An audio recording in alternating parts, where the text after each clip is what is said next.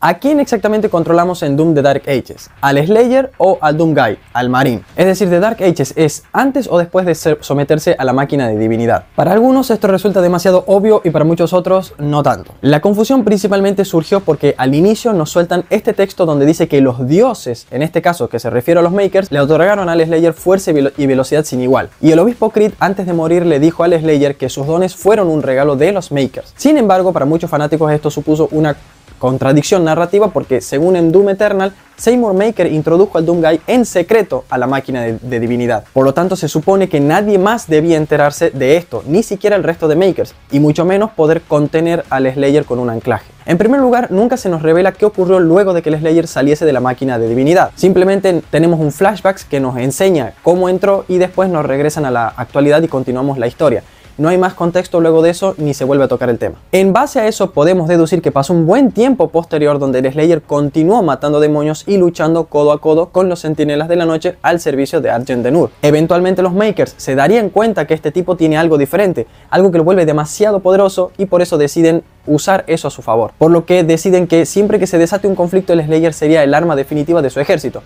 Y esto se repite y se repite hasta que algo salió mal. El Slayer se descontroló y por eso le fabricaron el anclaje. El primer indicio es que desde que empieza la campaña ya se nos deja saber que esta no es la primera vez que usan al Slayer para ganar batallas. Y no sabemos si estas prácticas las llevan haciendo ya desde semanas, meses o incluso años. Porque se nota que conocen todos los protocolos de seguridad, cuándo y cómo van a usar al Slayer, dónde liberarlo, etc. Por eso el lema era que el Slayer es el arma secreta de reyes y dioses. Sin embargo, hay algo muy importante y que se pasa por alto. El obispo Creed no es el obispo que originalmente estaba a cargo del Slayer. Si prestan atención al diálogo entre Tira y Creed, se darán cuenta que Tira se dirige a él como el nuevo obispo. Significa que hubo uno anterior y no sabemos qué le pasó o por qué ya no está.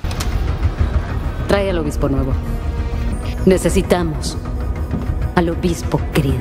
Así que tranquilamente podemos llegar a la conclusión de que en algún punto el Slayer se descontroló, mató al obispo original y entonces los Makers se dieron cuenta de que era demasiado impredecible y por eso idearon un método de contención y sumisión para el Slayer, que sería su anclaje. Aparte, los diálogos entre personajes señalan que todos ya sabían sobre la potencial amenaza que era el Slayer. Por lo tanto, si bien puede que Seymour Maker le haya dado poderes al Slayer en secreto, con el tiempo los demás se enteraron o dedujeron lo que había pasado en base a su comportamiento y capacidad destructiva del Slayer, y por eso decidieron que era mejor someterlo antes de intentar matarlo. Además, cuando acabamos la primera misión, Tira le dice al rey Novik que los Makers ahora tenían al Slayer con una correa y que ella no había sido notificada al respecto. Y su padre le responde que él estuvo de acuerdo con eso porque le pareció lo más sensato dada la peligrosidad del Slayer.